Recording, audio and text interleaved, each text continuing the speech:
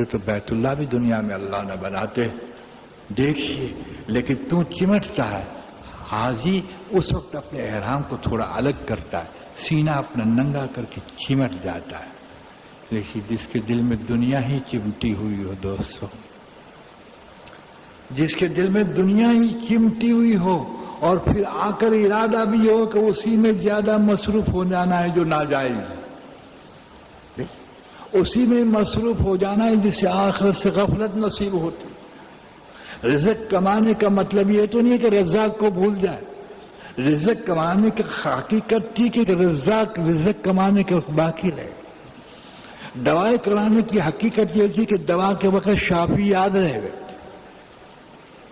دی منزل حال پر معاشرے اور سماج کے اندر جو بھی رسالت کے دائرے میں عمل کریں اس میں خالق یاد رہے. یہی تو تھا کہ اس سے غفلت بڑھ کر کریں تو پھر کفر کے نظام میں کیا فرق ہے آپ مجھے بتائیے.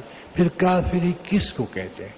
کافر تو نہ کہا جائے، لیکن کفر کے نظام میں کیا فرق ہے؟ اس لیے کفر خالق سے غالب ہو کر اسباب میں چلتا اور مومن اسباب میں رسالت کے اصول کو لے کر چلتا ہے اور خالق کے استدار کے ساتھ چلتا ہے، مسبب کے تاثر کے ساتھ چلتا ہے. اگر تو مسبب کے تاثر کے ساتھ سبب میں نہ چلا تو سبب کا پجاری ہو جائے گا، سجدہ نہیں کرے گا، دل دے دے گا. اور دل دے دینا بڑا خطرناک ہے. دل کا سجدہ ایمان پہ خاتمہ نہیں ہونے دیتا. یہ نوٹ کرنا. اس لیے حضرت محمد صلی اللہ علیہ وسلم نے یہی شب برات میں اللہ سے سجدے میں گر کے کہا تھا، اے اللہ محمد صلی اللہ علیہ وسلم کا خیال بھی تجھے سجدہ کرتا ہے اور محمد کا ضمیر بھی تجھے سجدہ کرتا ہے. پھر فرمایا میری پیشانی بھی تجھے رگڑتی ہے، سجدہ کرتی ہے. اللہ تم سجدے کے لائق ہے. دیکھا ضمیر کیا کہا؟ ضمیر اگر کسی کی طرف جھک گیا تو وہ مخلوق کا سجدہ ہے. تجھے لا الہ الا اللہ کیا رنگ دکھائے گا جب خالق کو تو نے یکتائی کے ساتھ ہی لیا، اس کے تاثر کے ساتھ ہی لیا، صرف بول کے ساتھ لیا ہے. بول کے بعد حقیقت ضروری ہوتی ہے، اقرار کے بعد تصدیق ضروری ہوتی ہے. اور یہ بیت اللہ کا سبب ہے. انی وجہت وجہی الذی فطر السماوات والارض حنیفا وما انا من المشرکین. اللہ اکبر. سورج سے منہ موڑا، چاند سے منہ موڑا، ماں سے منہ موڑا، نمرود سے منہ موڑا. ایک ہی جان نے سب کے سب عدو موجود، دشمن موجود تھے. اس ملت شدہ ہاتھ نے اس کو تعمیر کیا. جی ہاں، توحید کے متوالے نے توحید کا گھر، احد کا گھر مرتب کیا توحید والے نے. اس لیے کہ انبیاء میں توحید کا مقام بہت اونچا ہوتا ہے. وہ اس کی معرفت ہمارے سامنے نہ ہو. لا نفرق بین احد من رسولہ، ہم ایک دوسرے کا چڑھا اتار نہیں کریں. لیکن ابراہیم علیہ السلام کی توحید مشہور ہے توحید. جبریل کی مدد نہ لی. اللہ اللہ. جبریل علیہ السلام نے ترس کھایا، فرشتوں نے ترس کھایا. تیرے خلیل کو جلایا جاتا ہے، اگر آپ حکم کرے کہ نہیں، حکم نہیں، میں اذن دیتا ہوں، اجازت دیتا ہوں. آئے اور کہا اے ابراہیم ہم آئے ہیں تیری مدد کے لیے. پہلے پوچھ لیا، نبی تھے، کہ کیا اللہ کا حکم ہے کہ نہیں. انہوں نے اجازت دے دیے کہ خلیل اگر چاہے تو کہا نہیں. انی وجہت وجہی الذی، میں ایک کو اپنا چکا ہوں، تمہاری مدد کی مجھے کوئی ضرورت نہیں.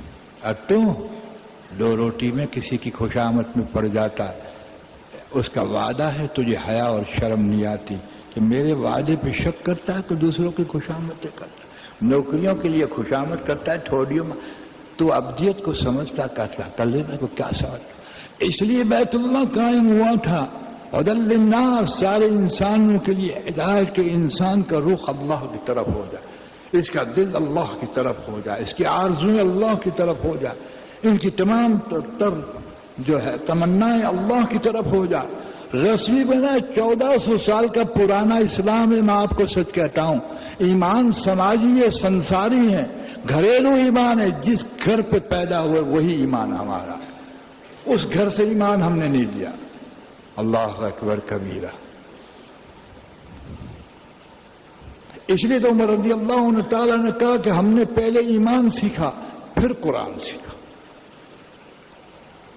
جب یقین ہی نہیں تو قرآن کی حیثیت کیا سنسار کے اعتبار سے؟ جیسے کہ سکھ اپنے گرنتھ کو چومتے ہیں، ٹھیک ہے، ہندو اپنے رامائن کو چومتا ہے، نقلی بائبل کو ایک عیسائی چومتا ہے، تو بھی قرآن کو چوم لیتا ہے.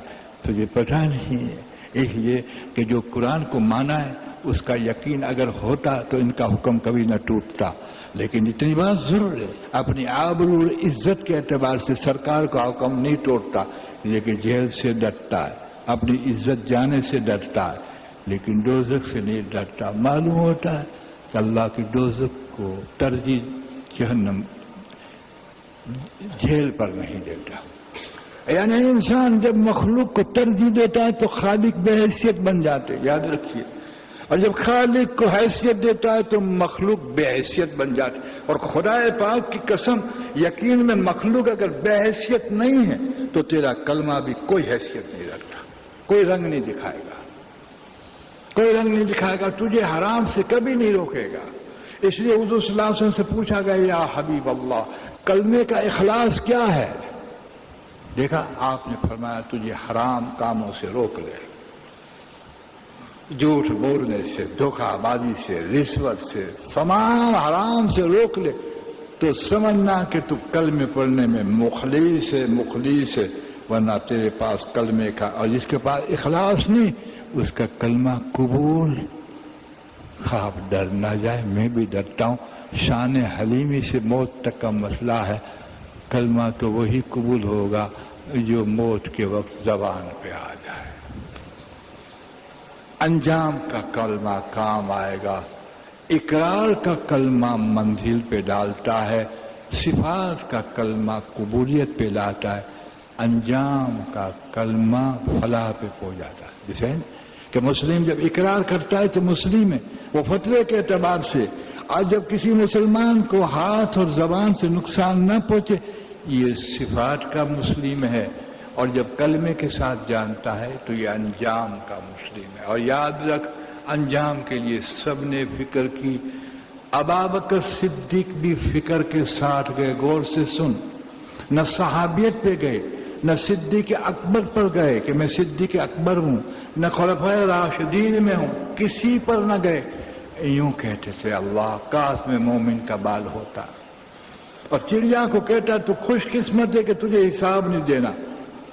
24 گھنٹے میں کوئی الفاظ ہمارے اللہ کے سامنے ایسے نکلتے ہیں اس لیے کہ کچھ ہم اپنے آپ کو سمجھتے ہیں. جو اپنے آپ کو مسلمان سمجھتا ہے اچھا ہے، لیکن سوال پوچھنا چاہیے کہ مسلمانی کے ساتھ مسلمان ہو. تو جب صحابہ فکر کرتے ہوئے چلے گئے، لیکن تو دنیا کی فکر میں ڈوب جاتا ہے جس سے وعدہ ہے، اس اللہ آخرت کی فکر نہیں لیتے. اور جس کو آخرت کی فکر نہ لیتے سمجھنا خدا کی نگاہ میں گر گیا ہے. جو اپنی چاہت اللہ کسی کو نہ دے اس کو چہیٹا نہیں بناتا، اور جو ان کی چاہت اس کو دے دے اس کو چہیٹا بناتا ہے. بس اب سارے رسم خاطر. اس لیے اللہ نے کہا والذین جاہدوا فینا، تو محنت کر، محنت دعائیں کر، محنت کر. آسوبہ، آسونیات آسوبہ، تیری صبح اور شام کی دعا یہی ہو اللہ جس سے تو خوش ہوتا ہے وہ دے دے. تو کیا کہتے میں خوش ہوتا ہوں دے دے. 1 دکان کی 2 دکان دے، انشورنس، بینک، یہ نہیں بیوی اچھی دے دے بھائی. اوہو تیرا بھلا ہو، وہ تو تیری کھوپڑی میں لکھا ہوا اللہ ضرور دے. تو مانگ نہ مانگ پھر بھی دیں گے. اولاد تو مانگ یا نہ مانگ تیرے مقدر میں ایک نہیں تو کہ بند ہو جا، بند ہی نہیں ہوگی، 10 دیں گے. اور بادشاہ مانگ مانگ کے تھک جائے ایک لڑکا بھی دے دیں گے. کچھ بادشاہ بغیر اولاد کے گئے. جو مقدر میں اس کے لیے روتا ہے مقدر بنانے کے لیے رو. جو مقدر کے لیے روکنا یہ بے وقوفی ہے. جس سے مقدر بنتے انسان نجات پاتے وہ آنسو قیمتی ہے.